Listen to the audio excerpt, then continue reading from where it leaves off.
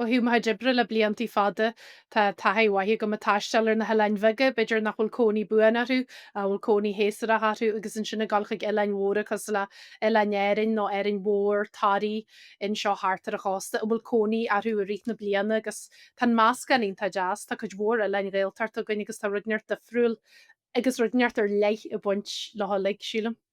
Tá daoine ina gcónaí a gcuid mhaid in na hÉireann ach le linnean fiú héis tre go leor in na hÉireann in dhéan an blascad mór a an ggóla inis cé chu a gas. Go dé na cisne a bhí tíobhhir de sin go príomha.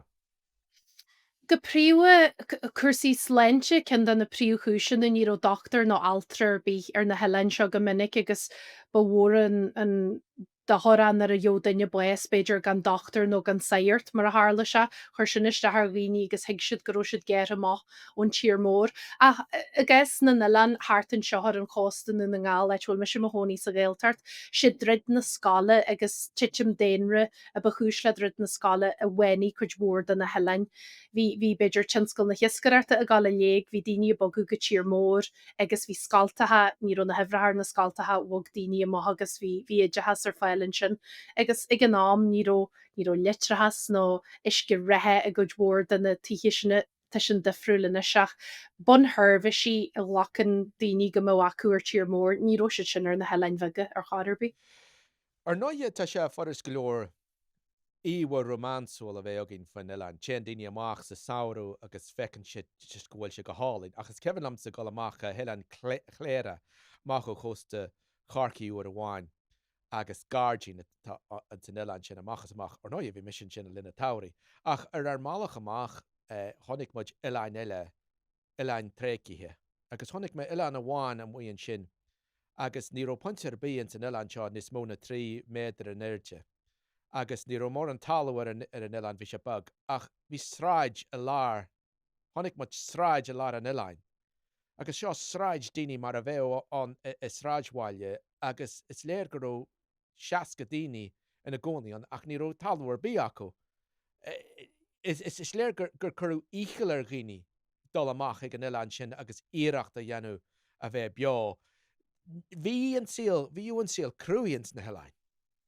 Ó níl deirte bí ná gur an síl cruúid neithfuil me sem hnaí nar ar go mar an naneag tá trí eilean as mochaine beidir ceatar ar le maiid Tá ina siirthir tá ggóla tá ina sméin eilean bheaga agus a gcéis ina siirthir sin an chiad eilean háartar an chósta seo dúr chuna lit tréú sna cearahadaí Tá na pointí head a bhar fádar in na lein sin tá ísisiil nar tá leistarime an heige le na tonaí a bh buúiste th na tiiche tá sé onanta dalí a fáil adla na helein sinna agus don na heleanní g nám ar choirí don chud is mó bhí si dogusáid choirí mar bhil a taistil níró buid inil i go leor daoine, bhí sé onanta dansere a thart amach go tír mór le na go sipatararta dhéennn le na go